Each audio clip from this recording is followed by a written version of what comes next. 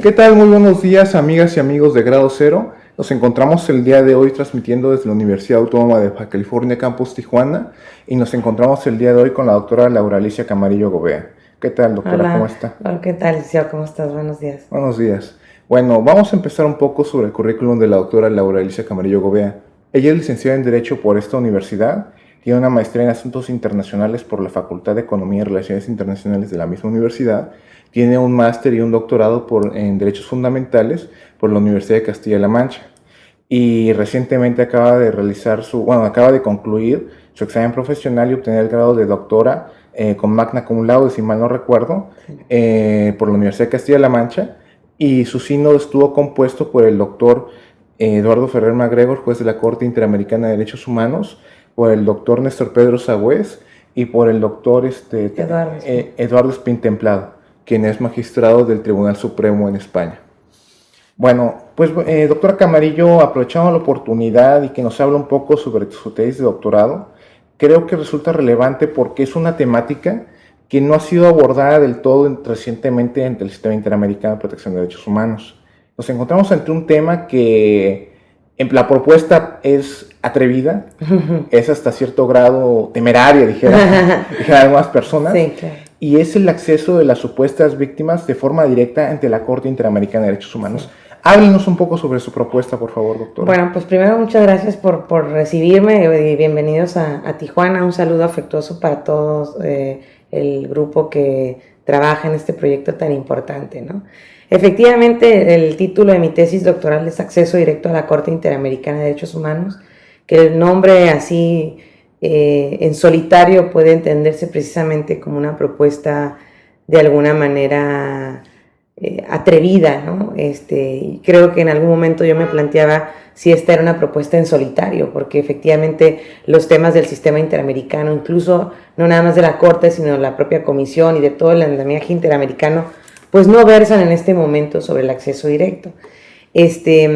La propuesta que yo hago en mi tesis doctoral efectivamente es que los individuos puedan acceder directamente a la Corte Interamericana. Sin embargo, es una propuesta de alguna manera matizada, digo yo. Es decir, el título pudiera sorprender. Yo espero que en una futura publicación sorprenda de tal suerte que a lo mejor la gente se anime a comprar la obra. Sin embargo, digo, eso es pensando muy optimistamente, pero sin embargo la propuesta no desaparece la Comisión Interamericana y creo que ahí radica una parte esencial de la investigación que yo realizo, ¿no? El trabajo se compuso, es un trabajo pues, de mucho tiempo, ha sido un esfuerzo grande y efectivamente, como decías, tuve el honor de tener en mi tribunal al doctor Eduardo Ferrer MacGregor, un experto desde luego en el sistema y que durante la defensa de mi tesis pues resultó no nada más un honor, sino también un poco de nervios porque él tenía frente a mí a alguien que forma parte del tribunal y que vive en primera mano la experiencia de que haya un filtro que es la Comisión Interamericana. Desde luego al doctor Sagüez, que es un constitucionalista de primer nivel y que también, debo decir, un experto en los temas del sistema interamericano, a quien le reconozco todo su generosidad y también su apoyo durante esta última etapa, ¿no? Y el doctor Eduardo Espín, que si bien él es experto en derecho español, durante la defensa de mi tesis, él hizo alusión a un aspecto que inclusive en mi tesis es importante, que es hablar de la subsidiariedad de los tribunales internacionales, ¿no?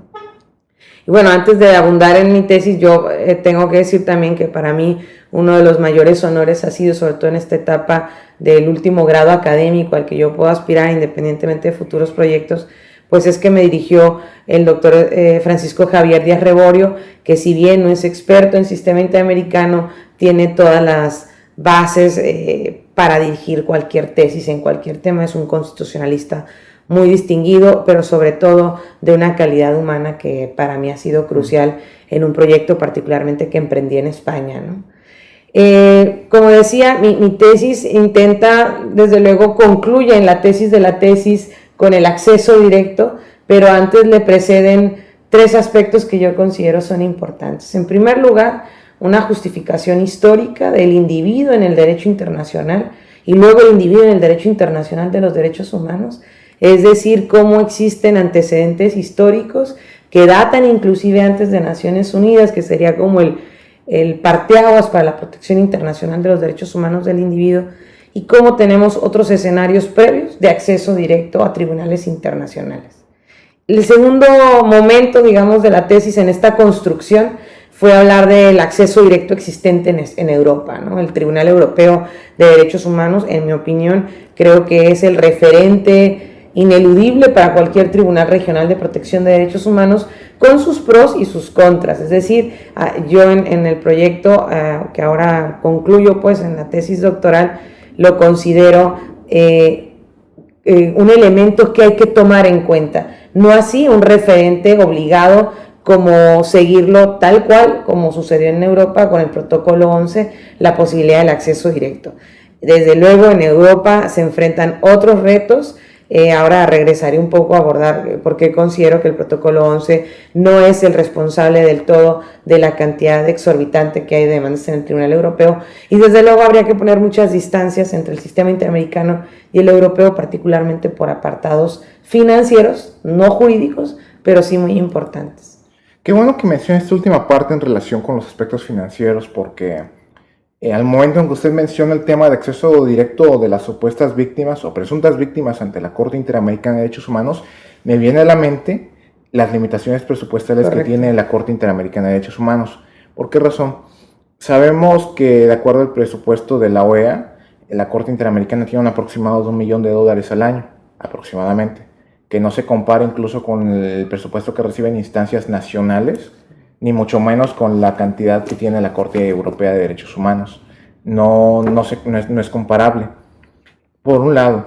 Y por el otro, si yo tuve la oportunidad de hablar con algunas personas que han estado en la Corte Interamericana de Derechos Humanos sobre el tema, o sea, a manera de propuesta, a manera de comentario, y prácticamente su reacción es no violenta, por supuesto, no, pero es una reacción hasta cierto grado preocupante cuando se los menciona, porque la Corte Interamericana al día de hoy no se da abasto con la gran cantidad de casos que es tramitado por la Comisión Interamericana y sometidos ante ella, porque eso demuestra, por una parte, como decía el doctor McGregor, que más gente está haciendo uso y está acudiendo al Sistema Interamericano de Protección de Derechos Humanos para poder dirimir controversias por violaciones de la Convención, pero por otra parte demuestra que es necesario también que la OEA debe enfocarse un poco en mejorar el sistema interamericano, pero especial ante la Corte, porque la cantidad de capital humano, la cantidad de presupuesto no es suficiente. Y la propuesta, ¿cómo podría aterrizarse en este aspecto? Quisiera saberlo porque a mí me causa esa curiosidad, esa incertidumbre en un primer momento. Sí, en realidad eso es importante, el título, y tuve la experiencia después de haber defendido en platicar con un constitucionalista conocido mexicano que estaba en España, y camino de la comida a la universidad, pues prácticamente reaccionó a mi propuesta, y al final yo en plan de broma le decía que bueno que no estuve en mi tribunal, ¿verdad? Pero hay que comprender que esta no es una propuesta radical, en principio porque yo decía matizo el acceso directo a partir de que la Comisión Interamericana mantiene algunas funciones, predominantemente las políticas, y desde luego se convierte también en un mediador, funciones que actualmente tiene y que con la reforma del reglamento de 2013 se subrayan como son las soluciones amistosas. Eso por un lado, es decir, el propósito pues no es como acceso directo por acceso directo. Uh-huh. Desde luego en el trabajo que yo hago hablo de estos elementos, factores condicionantes, es decir, hablar de acceso directo antes implica revisar el apartado financiero.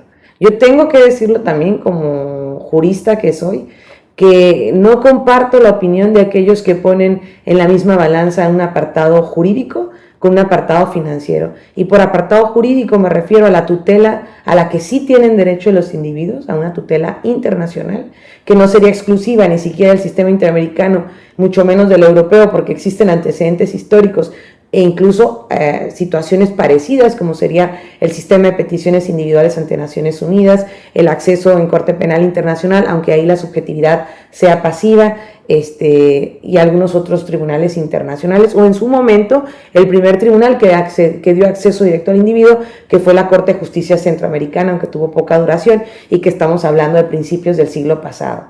Desde luego también hago un análisis, bien comentas que aquí en México, por ejemplo, puede resultar de alguna manera preocupante que un tribunal internacional tenga la 10ª parte de lo que tiene un presupuesto el Ombudsman Nacional en México, por ejemplo. Y también es verdad, yo tengo el dato estadístico que plasmo en el trabajo de investigación, que es que la Corte Interamericana es el tribunal internacional del africano, el europeo y otros tribunales como el de Luxemburgo, etcétera, con menor presupuesto en el mundo. Y además, hasta 2013, el 50% del ingreso de la Corte Interamericana provenía de donaciones. Bajo ese escenario, desde luego, es desorbitante pensar en propuestas que desde mi punto de vista son estrictamente jurídicas. Y por ello es que hago esta reflexión, dicho de otra manera, una justificación de por qué sí puede suceder. Desde luego, ahora mismo el sistema enfrenta otros retos, otras urgencias, pero yo insistiría en que, en mi opinión, se soslaya a raíz de estas situaciones ajenas a lo jurídico un legítimo derecho y que desde mi punto de vista no existe justificación jurídica que le impida al individuo acceder a la Corte Interamericana. Porque el argumento que siempre se ha puesto enfrente para que esto no suceda es un argumento de que no hay presupuesto. Y eso se tiene que resolver porque hay un derecho que se está negando, que es el del jus standi para el individuo. Qué bueno que menciona esta parte, porque ahora me surgen otras interrogantes en relación a lo que usted ha sostenido hace unos momentos. Porque yo le diría, en este caso, ¿cuál sería el papel de la Comisión Interamericana ahora si se plantea su propuesta y se hiciera efectiva? Porque yo creo que al día de hoy la función que tiene la Comisión Interamericana de Derechos Humanos ha sido evitar llegar a la instancia jurisdiccional con el ánimo de no sobresaturar la parte jurisdiccional propiamente de la Corte Interamericana de Derechos Humanos. Yo creo que si se pudiera resolver algo ante la Comisión sería más loable para poder llegar a una solución amistosa y evitar hasta una confrontación de posiciones ante la Corte Interamericana de Derechos Humanos. Creo que muchas veces el papel de la Comisión puede ser relevante para poder solucionar este tipo de controversias. Pero díganos, ¿cómo se relaciona esta parte de la labor de la Comisión Interamericana con su planteamiento, con su propuesta? Sí, coincido. Efectivamente, la labor de la Comisión Interamericana es crucial en todo el sistema, antes, ahora y seguro que después. Y justo por eso, cuando yo hago la tesis, no radicalizo la propuesta y elimino comisión como sucedió en Europa, ¿no? Yo creo que el artículo 41 de la Convención Americana, que habla de las funciones de la Comisión, claramente establece en sus primeros 6 incisos facultades de promoción, difusión y protección de derechos humanos. Y luego, en el inciso F, si mal no recuerdo, peticiones individuales. Lo que significa desde la lectura que yo hago es que la función esencial de la Comisión Interamericana, antes y ahora, tiene que ser de promoción. Y que se subrayen las visitas in loco, las relatorías que funcionan muy bien, los informes y desde luego el apartado de soluciones amistosas. Hay que decir que en este análisis exhaustivo que yo hago, descubro que desde cuando se crea la Comisión Interamericana, o cuando se crea el sistema interamericano, mejor dicho, la propuesta inicial era un tribunal con acceso directo al individuo. Desde luego esta propuesta no prospera y surge comisión. Pero además hay un dato histórico que me parece relevante y que es importante que no perdamos de vista. El sistema interamericano no nace con la Convención Americana, a diferencia del europeo que nace con el Convenio Europeo que crea tribunal y comisión. Aquí es, si se puede decir, un híbrido, digamos, porque nace Comisión Interamericana en 1959 con funciones de promoción que funcionan porque consolidan ciertas democracias en Sudamérica predominantemente, y luego hasta 1965, ante el éxito de la Comisión Interamericana, inicia el trámite de peticiones individuales. Después, en 1969, que estamos hablando 10 años después, 4 de peticiones individuales, surge la Convención y luego el Tribunal Europeo, nacido del propio instrumento internacional. Este recorrido histórico lo considero relevante y así lo plasmo en el texto escrito, porque demuestra cómo el peso histórico es la consecuencia de lo que ahora estamos viviendo. La inercia histórica tiene un escenario tripartito. Es decir, yo por eso sostengo, es verdad que la parte procesal habría que revisarla, cómo el individuo accederá a la Comisión Interamericana con todos estos requisitos de admisibilidad que creo que no deben desaparecer, etc. Y entonces intentar una solución amistosa en comisión. Si no hay solución amistosa, entonces ir directo a la Corte Interamericana. Es decir, el acceso directo se materializaría a partir del proceso jurisdiccional. Pero creo también que la Comisión Interamericana debe enfocar sus facultades o sus funciones en el apartado político, que realmente es un órgano político. Ahora bien, desde luego yo siempre reconoceré la labor tan importante de la Comisión Interamericana y cómo el día de hoy el caso mexicano es un ejemplo, está intentando resolver en Comisión Interamericana para no ir a la Corte. También es verdad que el proceso de cómo los asuntos se remiten a la Corte Interamericana no resulta tan claro de la revisión de los instrumentos del sistema interamericano. Es decir, ¿por qué el caso Castañeda-Gutmann tarda alrededor de 2 a 3 años, criticado incluso en las audiencias por los abogados del Estado, y hay asuntos que tienen 10, 12 años esperando audiencia, ¿no? Por ese lado yo le otorgo la razón, doctora Camarillo, porque, bueno, creo que uno de los casos que ha sido más criticado por distintos comentaristas, doctrinarios y expertos en la materia es el caso Castañeda, y creo que sería un punto a su favor para la defensa de su propuesta de tesis de realizar el acceso directo ante la Corte. Efectivamente, yo considero, bueno, si usted me permite, usted me corrige si entendí de forma incorrecta, lo que se sostiene es que la Comisión Interamericana no desaparezca, sino que se mantenga con sus funciones, exceptuando aquella encargada de dirimir las controversias de naturaleza previas a la cuestión jurisdiccional ante la Corte Interamericana. Es en parte como lo he entendido. Correcto. Y yo, bueno, para sostener su dicho, creo que la tramitación de Castañeda es un claro ejemplo, pues a favor de cosas que deben evitarse, porque hasta cierto punto resulta oscuro, opaco, mejor dicho, la tramitación de este tipo de casos de forma inmediata en comparación a otras situaciones que han aquecido en América Latina. Creo que sería un punto a su favor. Pero bueno, a mí me viene a la mente, ¿qué presidentes históricos usted puede citar para poder justificar su dicho? Quisiera saberlo. ¿A qué te refieres? De acceso directo ante cortes sí. ante cortes o tribunales internacionales. Sí, bueno, en realidad hay una gama, digamos, importante. Desde luego la protección de los derechos humanos a nivel internacional, yo me atrevería a decir, es a partir de la Declaración Universal de Derechos Humanos e incluso a la Declaración Americana de los Derechos y Deberes del Hombre. Sin embargo, en los antecedentes, yo mencionaría, y que lo decía anteriormente, que era la Corte de Justicia Centroamericana como el tribunal donde hubo acceso directo, y que además debe también señalarse que, siendo nosotros latinoamericanos, pues luego también es un orgullo que haya un tribunal que haya sido en América, digamos, donde surge esta posibilidad de acceso directo, ¿no? Luego, otros antecedentes que, si bien no es propiamente tribunal, por ejemplo, la protección diplomática, que es un apartado importante cuando se revisa el derecho internacional público, también demuestra cómo el Estado intentaba proteger al individuo y el esquema fue a través de la vía diplomática, ¿no? Eso también lo considero yo como un elemento particularmente para reconocerle la subjetividad jurídica al individuo en el ámbito internacional, que creo que es la premisa de la que yo tengo que partir para luego justificar el acceso directo del individuo, ¿no?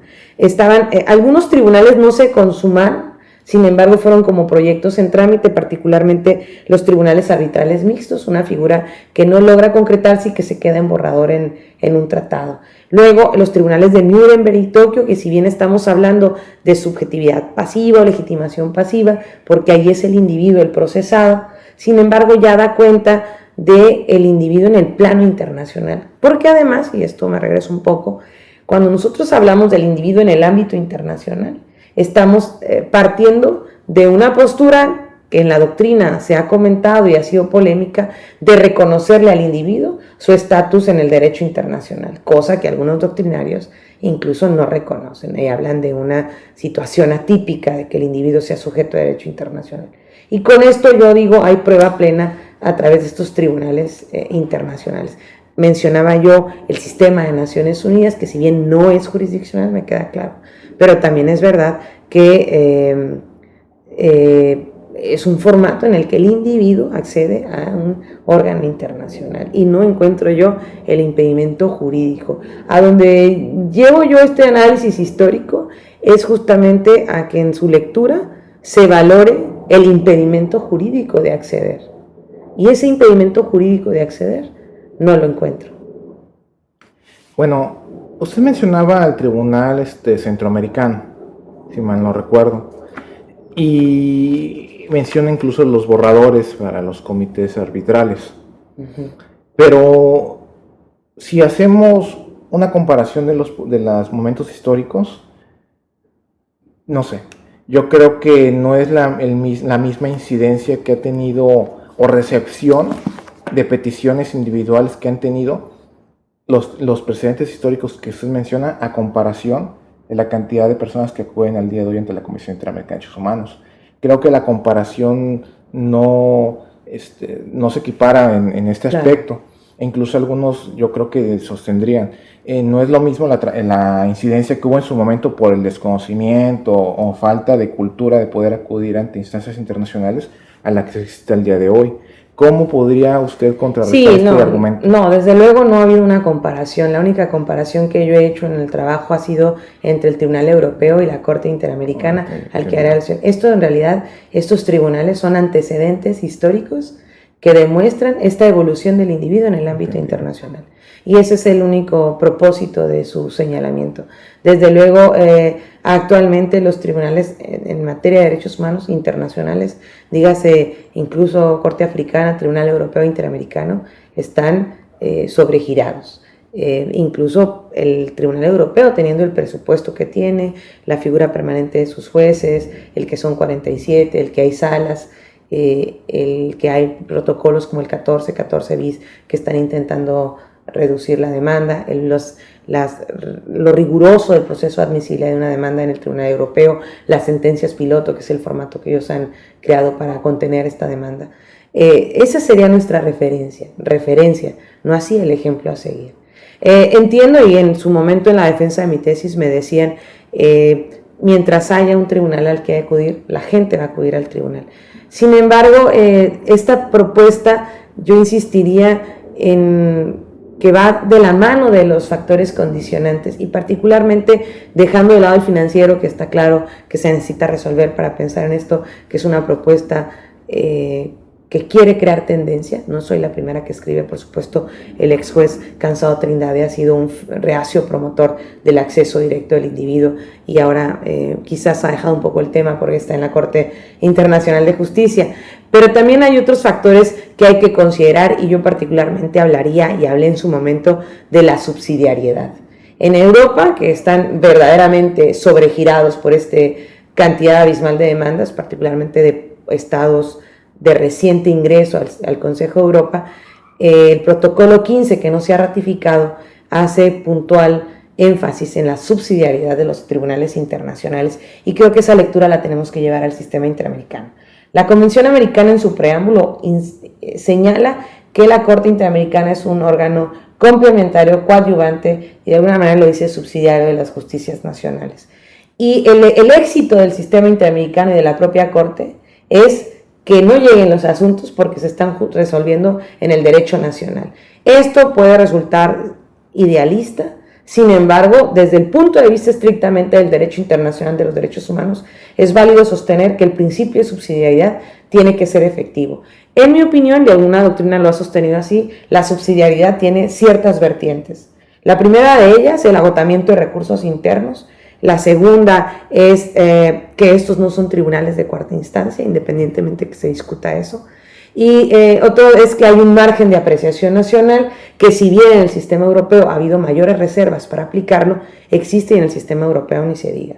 Yo agregaría estos tres elementos que justifican la subsidiariedad de los tribunales internacionales: el control de convencionalidad, la aplicación de tratados internacionales en el derecho nacional y bueno, finalmente creo que esos serían factores que sumarían a no saturar la Corte Interamericana. Qué bueno que usted menciona este punto porque me surge otra duda. Para poder hacer efectiva su propuesta de tesis, usted que plantea el acceso directo ante la Corte Interamericana, eso debe tener como consecuencia pues una mayor regulación en cuanto al acceso. No, si mantenemos las mismas restricciones, pues por supuesto que se va a saturar la parte jurisdiccional del Sistema Interamericano de Derechos Humanos.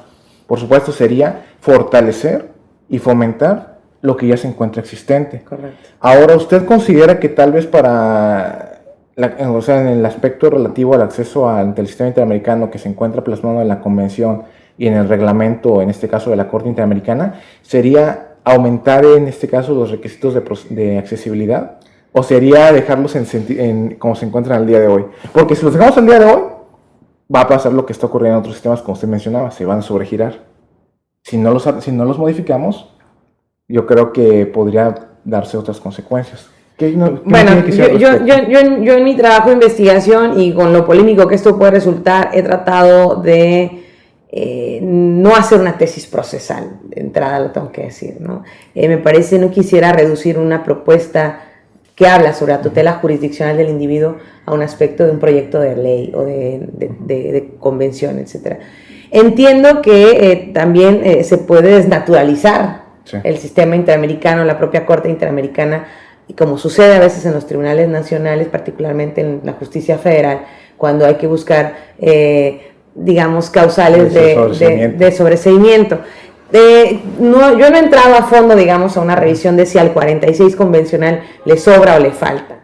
Creo que no quiero reducir, porque creo que el fortalecimiento de estos otros factores puede sumar.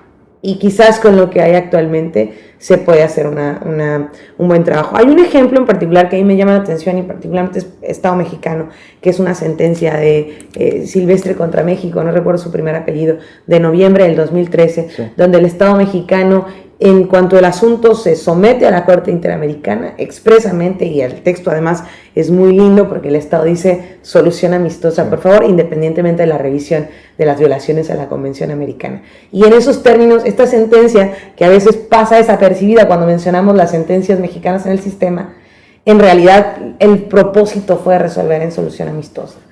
Y si un Estado como México, tan grande, tan violador, si lo podemos decir así, tiene esta buena fe, el Estado está preocupado, me parece que ahí tenemos una esperanza, no nada más para la protección de los derechos humanos en el ámbito internacional, sino para mi propuesta también, ¿verdad? Que hay, de verdad, que la propuesta, yo digo, va matizada, porque además intenta que reflexionemos en todos, no perder de vista todos estos factores que bien comentas, inciden, influyen y pueden afectar, ¿no?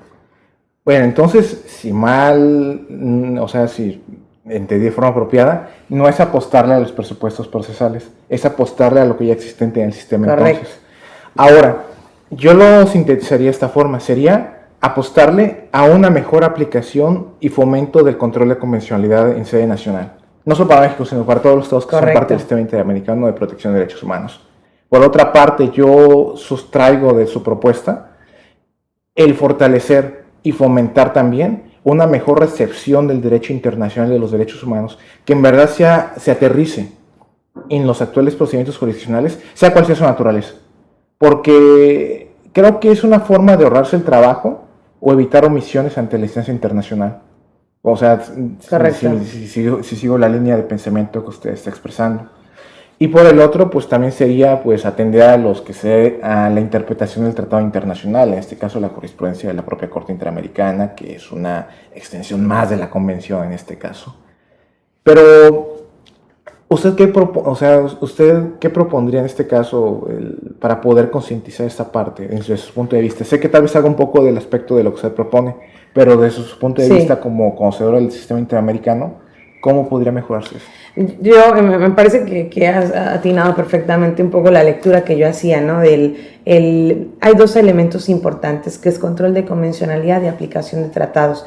El control de convencionalidad presupone un conflicto en sede nacional, porque eso implica que ya ha tenido que el juzgador valorar si hay una diferencia entre las normas.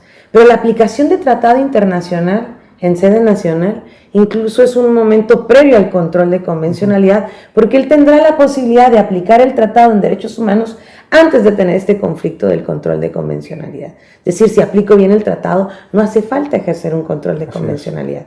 Ahora, creo, y insistiría un poco en la historia propia, digamos, del nacional, que el sistema interamericano a través de su jurisprudencia está empujando a los estados a una mayor concientización. Desde luego esto no es fácil, no es sencillo, pero el caso mexicano es un claro ejemplo. Y hay tres aspectos que yo podría mencionar. La reforma constitucional de 2011, independientemente de todos los factores, antecedentes históricos que le preceden, etcétera, desde luego es una reforma que viene empujada por el sistema interamericano.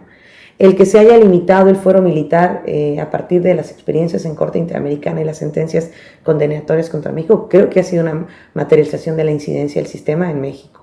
Y luego también, bueno, pierdo de vista, yo hablaría de las candidaturas independientes, que desde luego se han abanderado algunos partidos, pero creo que la sentencia de Castañeda Guzmán hace una pequeña pronunciamiento al respecto de candidaturas independientes.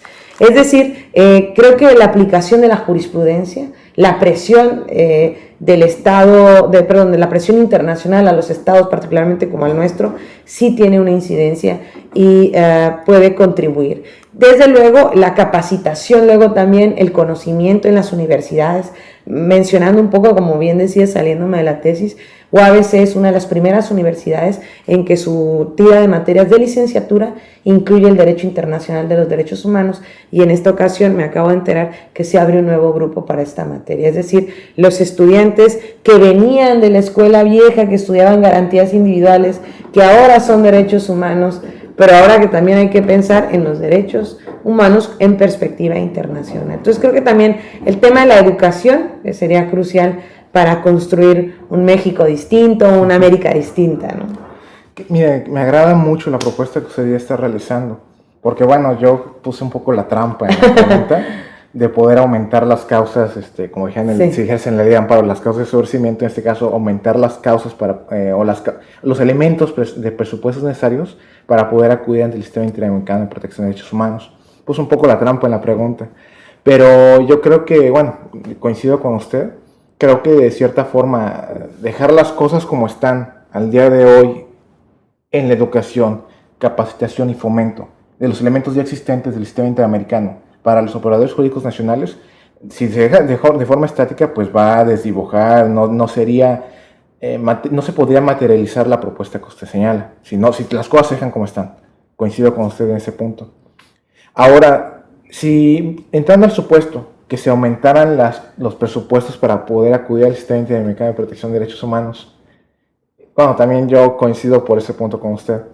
Creo que hasta cierto grado desnaturalizarían el sistema como tal y pondrían la misma rigurosidad que existe a nivel nacional, cuando incluso la propia Corte Interamericana de Derechos Humanos lo ha dicho en cuestiones procedimentales, que el Sistema Internacional de Protección de Derechos Humanos, al ser parte del derecho internacional de los derechos humanos, las reglas procesales no tienen la misma rigurosidad, o por lo menos no es la misma, no diría que de forma estricta no se sigue el derecho, sino no es la misma exigibilidad o rigurosidad que existe a nivel nacional, con el ánimo de poder hacer efectivo el acceso a la justicia. E incluso lo señala la propia jurisprudencia de la Corte Interamericana de Derechos Humanos en cuanto a cuestiones procesales. En cuanto a materia de la prueba, incluso lo dice la propia Corte Interamericana. Suponiendo que se siguiera, que se plasmara en la convención más presupuestos, ¿sí sería en verdad un retroceso? Bueno, creo que hay un punto aquí muy interesante y que creo que lo comentas bien, en el sentido de la Corte Interamericana es un tribunal internacional, no es un tribunal supranacional. Es un tribunal internacional de derechos humanos. La propia Corte en su jurisprudencia ha dicho que los tratados de derechos humanos son instrumentos vivos. Es decir, la naturaleza particularmente de la materia, en mi opinión, no nos permite tratarla como un órgano jurisdiccional más. Ciertamente es un tribunal. Yo pugno porque sea un tribunal de una verdadera naturaleza jurisdiccional, que me parece que está limitada a partir de que no hay acceso directo, de que hay un órgano político controlando qué asuntos se llevan o no. En ese sentido creo que se tiene que perfeccionar. Pero por otro lado, al ser un tribunal internacional, y particularmente por los asuntos que suben a la Corte Interamericana, que yo siempre digo son asuntos predominantemente muy dolorosos, creo que no estoy segura que el formato de ampliación de causales de improcedencia, que en realidad acá se llaman factores de inadmisibilidad, deba ampliarse. Pero también yo llamaría a que no tratemos a la Corte Interamericana como el Tribunal Supranacional. Desde luego me parece que los constitucionalistas intentan nacionalizar el derecho internacional, y creo que hace falta que los constitucionalistas vean a ese como un tribunal internacional que se rige por el derecho internacional de los derechos humanos, y no en el formato, incluso, que me parece todavía más peligroso, y desde luego esto lo digo con muchísimo respeto, que pretenden convertir al sistema interamericano, a la Corte Interamericana, en un tribunal con las características del sistema mexicano, porque eso todavía me parece peor, ¿no? Entonces, creo que sí habría que entender que al ser tribunal internacional, se rige por el derecho internacional y luego por el derecho internacional de los derechos humanos, y todo lo que venga después, para favor, pues bien, pero tampoco creo que debemos hacer un comparativo entre ley de amparo y esta ver que migra a la Convención Americana. De luego lo digo con propósitos meramente académicos. Mire, ahora yo quisiera saber, para poder hacer gráfico, materializable, palpable en el mundo jurídico del sistema interamericano, ¿cómo podríamos hacer efectivo su propuesta de tesis dentro del sistema interamericano? ¿Qué hay que reformar? ¿Qué hay que modificar? Sí. Quisiera saberlo para poder culminar con esta parte de su propuesta de tesis. Sí, hay un apartado incluso en el trabajo de investigación, en la tesis de la tesis, que es el último capítulo, hablo sobre el mecanismo de acceso directo. Desde luego aquí aparecen en primer lugar el artículo 61.1 de la Convención Americana, que actualmente establece solo los estados y la Comisión tienen derecho a someter un caso a la Corte Interamericana. Ahí está el problema. Visto procesalmente. La convención se puede modificar, sí. Artículo 76 de la Convención Americana habla de las enmiendas a la convención. También es cierto, y esta es la parte quizás que habría que trabajar en un segundo capítulo o en una segunda tesis, el aspecto procesal. Desde luego mi propuesta desencadena infinidad de reformas a la Corte, no a la Convención porque con 2-3 artículos se modifica, pero sí al reglamento de la Corte Interamericana y particularmente el de la Comisión Interamericana, que está, si bien es cierto en mi opinión, sus funciones principales, y así se lee del propio reglamento, son protección y promoción, pero también es verdad que el artículo 41, el 50 y tantos, habla de toda esta parte de cómo litiga la Comisión Interamericana en la Corte, y eso desde luego con mi propuesta tendría que modificarse. O sea, la modificación verdaderamente sería una revolución procesal el acceso directo, pero yo insistiría que sería el legítimo derecho finalmente en 2014, 2015, cuando venga, porque estoy consciente que es una propuesta a largo plazo y que este tema ahora mismo no es urgente, pero sí es importante. Y entonces tenemos que pasar de lo urgente a lo importante y que el individuo tenga materializado el acceso directo al que tiene derecho. Eso creo que eso es un sueño que debe hacerse realidad.